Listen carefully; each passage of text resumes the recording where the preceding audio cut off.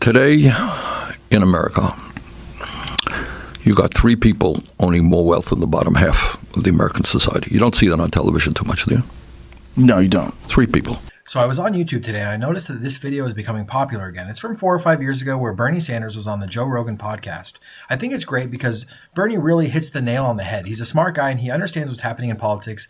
Even today, it's still relevant. We're going to go ahead and look at it, look at some highlights, talk about it. If you like this type of content, please like, subscribe, consider becoming a channel member. I love you. Hope you're having a great day. I'll see you soon. In 1965, you had Lyndon Johnson as president. And by the way, this idea of national health care, this has been talked about literally since Teddy Roosevelt. This is not a new concept. Healthcare is a human right. That's what Teddy Roosevelt was talking about. That's what FDR was talking about. Harry Truman was talking about it. Kennedy was talking about it. Kennedy got killed.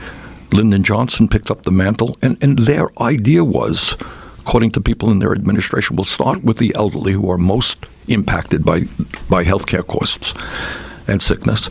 We'll start, and they did. In 1965, without the technology we have today, they implemented Medicare.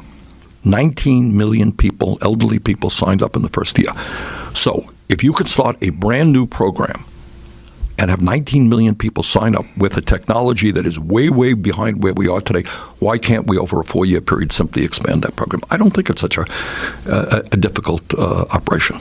So when you talk about the drug companies and the lobbyists and the enormous amount of money that they spend, does this exist anywhere else other than the United States, lobbyists on that level? No, of course not. And the reason, in Canada, what you have is you have a national health care program and so forth.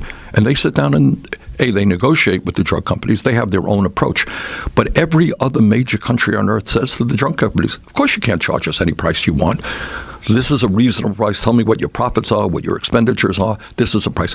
For us, you can walk in, if you have an illness, you could walk into the pharmacy tomorrow and the price has been doubled. And you say to the pharmacist, what happened? He said, they just raised their prices. They could do it any day they want, any price they want. So what this comes down to is whether or not you believe corporations should be able to profit off sick people or not. And to that, I say, hell no. It's time to join the rest of the industrialized world and guarantee medical coverage for everyone. If you actually look at the statistics, this is definitely the way to go. We don't even have better outcomes. We pay way more than any other country for less outcomes. How does that make any sense? That's because the money is actually going to these corporations, going to these rich people. If you look at the other countries that have Medicare for all, their life expectancy is longer. They're living longer. Not only that, they're happier. The World Happiness Index tests countries around the world to see which ones are happy and which ones are not. Americans score very low on that test. Lobbyists are, in general, when people talk about lobbyists, it's an unattractive term. We think of it in terms of a negative. We don't think of, oh, thank God there's lobbyists.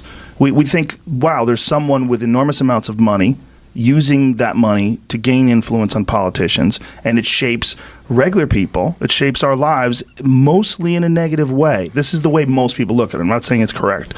Why do we have that system in place? Like, why do we have lobbyists? Why is it legal for someone to spend exorbitant amounts of money to affect our civilization, to affect the way our culture works? All right, now you're taking us into a whole new area. Yeah. All right, let's look. All right, let me detour and I'll come back. Please do. All right.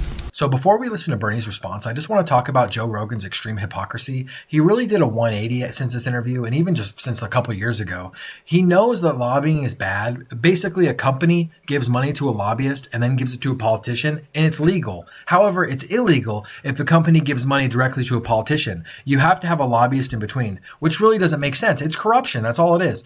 Joe Rogan knows that. And now he's supporting Trump, who loves lobbyists. He loves lobbying. Give me all that money. Give me all that money. Jared Kushner, his son-in-law, received something like $2 billion from Saudi Arabia. Today in America, you got three people owning more wealth than the bottom half of the American society. You don't see that on television too much, do you? No, you don't. Three people. 1% owning more wealth than the bottom 92%. Listen to this. This is a statistic we recently saw. Came from the Federal Reserve. Over the last 30 years, the top 1% has seen a $21 trillion increase in their wealth. The bottom half of America has seen a $900 billion decline in their wealth. So what you have in America today is a relatively small number of incredibly wealthy people. And I deal with these guys every day. People say, oh, we're talking about rich. You don't know what rich is, what multi-billion-dollar operations are. Incredible power over our society. And if you were the pharmaceutical industry, and last year 10 companies made $69 billion in profit, you're sitting around right now saying, all right, that's great. How do we do better next year? What strategy do we have? We're going to put a lot of ads on. We're going to work with during the CNN debate that I participated in recently, in the debate, right in the middle of the debate, the drug companies and the insurance companies had an ad telling how bad Medicare for all would be. So they're smart guys.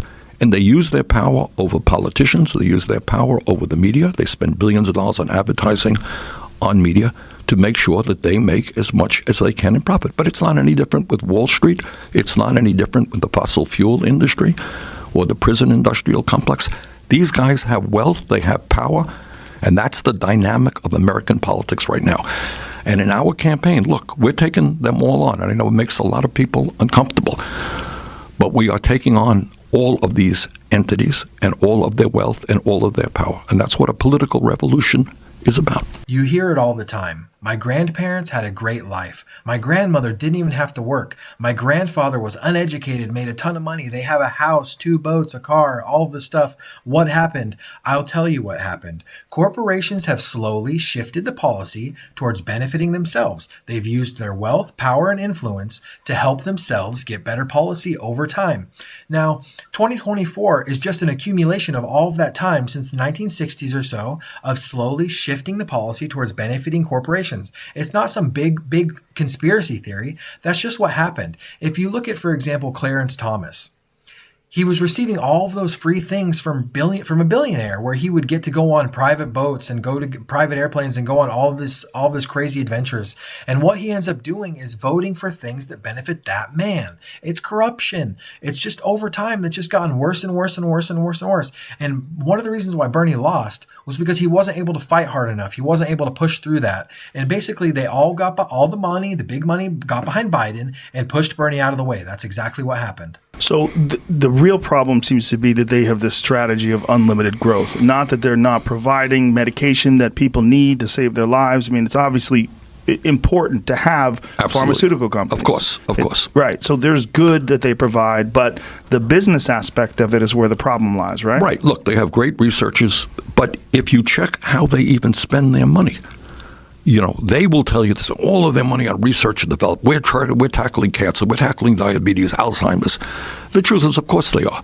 But the bulk of their money is going off into what we call Me Too drugs. They make modest changes in a drug, which really doesn't improve people's well-being in order to make profits.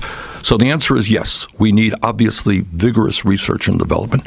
And by the way, your tax dollars, all of our tax dollars, often goes to that research, and we don't get the benefit of it in terms of lower prices. So it's a business model issue. Exactly. It's a greed issue. You've got it. And how would one stop that? When you're dealing with the kind of influence that you're talking about with $69 billion in a year, I mean, the resources they have, how would you stop that? Well, that is kind of what we call the $64 question. Yeah. I mean, all right, and I'll tell you what I think. This is what I believe. If you think back on American history, and you think about the real changes that have taken place in society.